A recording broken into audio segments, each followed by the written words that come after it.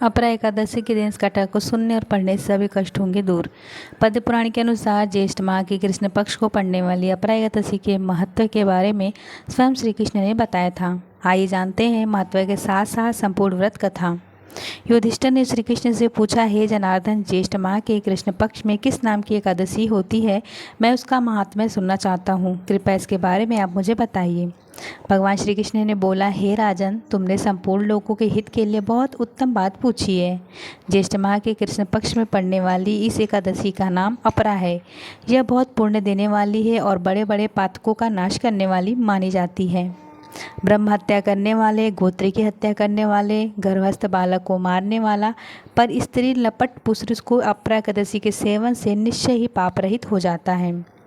जो झूठी गवाही देता है, माप तौल में धोखा देता है, बिना जाने ही नक्षत्रों की गणना करता है और कूटनीति से आयुर्वेद का ज्ञान बनकर वैद्य का काम करता है, यह सब नरक में निवास करने वाले प्राणी हैं।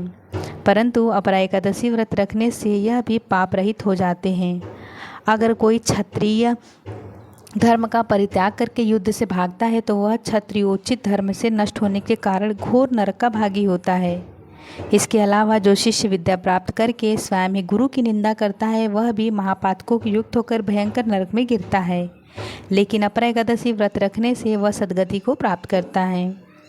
माघ में जब सूर्य मकर राशि पर स्थित हो और उस समय प्रयाग में स्नान करने वाले मनुष्यों को जो पुण्य प्राप्त होता है, काशी में शिवरात्रि का व्रत करने से जो पुण्य प्राप्त होता है, गया में पिंडदान करके पितरों की तृप्ति का प्रदान करता पुण्य मिलता है, बृहस्पति के सिंह राशि पर स्थित होने पर गोदावरी में स्नान करने वाला व्यक्ति को जो फल मिलता है, बद्रिकाश्रम की यात्रा करते समय भगवान केदारनाथ के दर्शन तथा बद्री तीर्थ के सेवन से जो पुण्य उपलब्ध होता है, उसके साथ ही सूर्य ग्रहण के समय कुरुक्षेत्र में दक्षिणा सहित यज्ञ करके हाथी, घोड़े, स्वर्ण दान करने से जो फल मिलता है, इतना ही सब मात्र अपरा एकादशी व्रत रखने और विधि विधान से पूजा करने से फल मिल जाता है। इस दिन व्रत रखने के साथ भगवान वामन की पूजा करने से मनुष्य सब पापों से मुक्ति मिल जाती है। इसके साथ ही श्री हरि विष्णुलोक की प्राप्ति के साथ इस व्रत का पाठ करने या फिर सुनने से सहस्त्र गोदान का फल मिलता है। युधिष्ठिर ने कहा, जनार्दन, अपरा एकादशी का सारा महात्म्य मैंने सुन लिया है, अब कथा भी सुना दीजिए।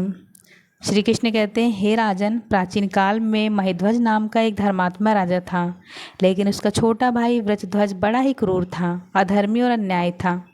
वह अपने बड़े भाई से द्वेष रखता था। इस द्वेष के भाव में एक रात्रि के समय छोटे भाई ने अपने बड़े भाई की हत्या कर दी और उसके देह को एक जंगली पीपल के नीचे गाड़ दिया। इस अकाल मृत्यु से राजा प्रेतात्मा के रूप में उसी पीपल पर रहने लगा और अनेक उत्पात करने लगा। एक दिन अचानक धौम्य नामक ऋषि उधर से गुजरे। उन्होंने प्रेत को देखा और तपोबल से उसके अतीत को जान लिया। अपने तपोबल से प्रेत उत्पात का कारण समझा। ऋषि ने प्रसन्न होकर उस प्रेत को पीपल के पेड़ से उतारा तथा परलोक विद्या का उपदेश दिया। दयालु ऋषि ने राजा की प्रेत योनि से मुक्ति के लिए स्वयं ही अपरा एकादशी का व्रत किया और उसे अगति से छुड़ाने को उसका पुण्य प्रेत को अर्पित कर दिया। इस पुण्य के प्रभाव से राजा की प्रेत योनि से मुक्ति हो गई। वह ऋषि को धन्यवाद देता हुआ दिव्य धारण कर पुष्पक विमान पर बैठ के स्वर्ग को चला गया। हे राजन, यह अपरा एकादशी की कथा मैंने लोकहित के लिए कही है। इसके पढ़ने या सुनने से मनुष्य सब पापों से छूट जाता है। अगर आपको हमारी वीडियोस पसंद आ रही हो तो चैनल को सब्सक्राइब कर लें, कमेंट में अपनी राय ज़रूर लिखें। मिलते हैं नेक्स्ट वीडियो में, तब तक के लिए राधे राधे।